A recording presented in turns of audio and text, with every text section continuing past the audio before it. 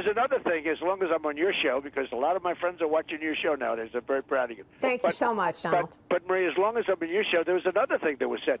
Bonds. Now, nobody knows more about debt. I'm like the king. I love debt. You call yourself the king of debt, and people are like, that's not a good thing, Donald Trump. No, it's a good thing, because I know how to handle debt better than anybody. I've made a lot of money with debt, okay? But during the course of the conversation, I said, no, I'd love to buy back the debt at a discount. I'd like to buy back bonds at a discount. And, you know, you can do that. If interest rates go up, we'll have a chance to buy back debt. That's what I'm talking about. So now a lot of the papers said Donald Trump wants to go and start negotiating with creditors. First of all, you don't have to think about this, but we print the money, so you're never going to have that kind of a. But with the United States government, if we can buy back bonds at a discount, that's a wonderful thing. I love to buy back at a discount. But if interest rates go up, you'll be given that opportunity because bonds will go down, et cetera, et cetera. So that's what I was talking about. So now they have it that Donald Trump wants to go out and he wants to renegotiate bonds and he wants to default on bonds and he wants to buy them back at a discount. Well, that's great for private business, but it's certainly not good for the United States government. And I never said that. All I said is that if interest rates go up, we'll have a chance to buy back bonds at a discount, which is standard. Okay. But certainly I'm not talking about renegotiating with creditors. All right, but you could look at the debt and rework the debt, but don't you have to slow entitlement growth? I mean, isn't that where much of the spending is? I haven't heard you talk. You have to do waste, fraud, and abuse, and there's tremendous. So are you going to change the entitlements? I'm talking Social Security. Right. Medicare. No, but you have to do the waste, fraud, and abuse. There's tremendous waste, fraud, and abuse, but I'm leaving it the way it is. I'm going to bring jobs back to the country. We're going to make our country rich again. Our country's not rich. Look, GDP, you reported on it. I watched you recently. I guess it's practically zero. Up 0.5%. It's horrible. Absolutely horrible. We're practically at zero. And probably if they report that number, the number's worse, because when they put it out, they're trying to put a good spin. So in my opinion, that means we're below zero. If that had happened to China, it would be a massive, if they go to 7% or 8%, you read like, they're going down the tubes almost. We're at zero. And I think getting worse, if you want to know the truth. But, I mean, in terms of, so you're not going to touch the entitlements right now. Are you going to just bring jobs back, and that moves the needle on growth? We're going to do a lot in terms of waste, fraud, and abuse. I mean, there's tremendous money there. But we're going to bring jobs back.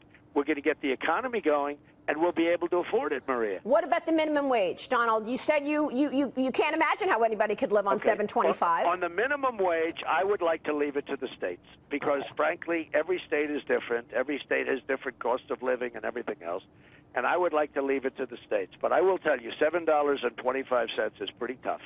And as far as I'm concerned, I could see something happening there. But I would leave it to the states because, you know what, the states have to compete with each other.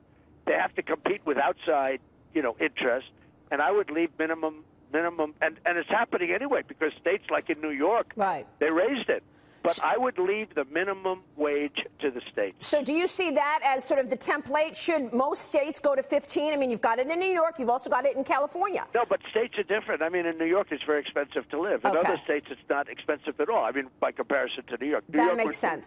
New York would probably be the most expensive in terms of living. So I would, to any critic that says I want to raise it, not that I want to raise it, and I'd like to, I think something should happen. $7.25 is not good. What I would do is this.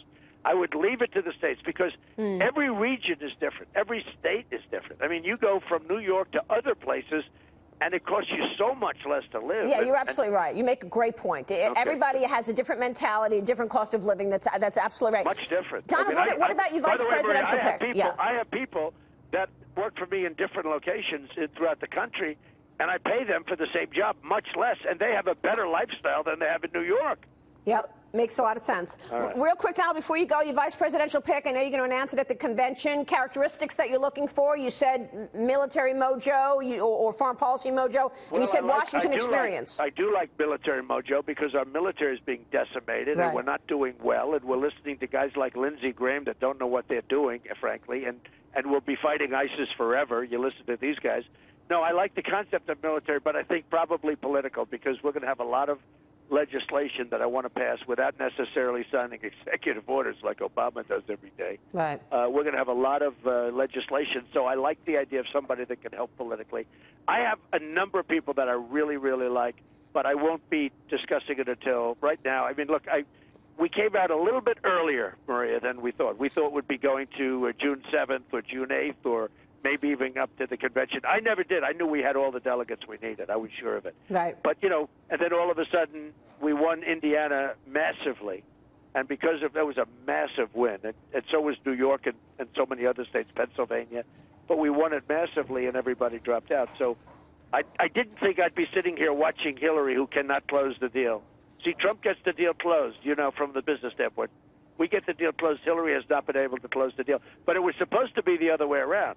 She was supposed to be watching us fight it out for the next 2 months. And right. So I got a little bit of a pleasant surprise. But we have some great vice presidential people that will be, I think they'll be fantastic. Well, we'll see. And you're right. They may have a contested convention. Donald, always a pleasure to have you on the program. Thanks so much for joining us this morning. Thank you very much, Maria. We'll see you soon. We'll be looking forward to that meeting on Thursday. Donald Trump joining us this morning.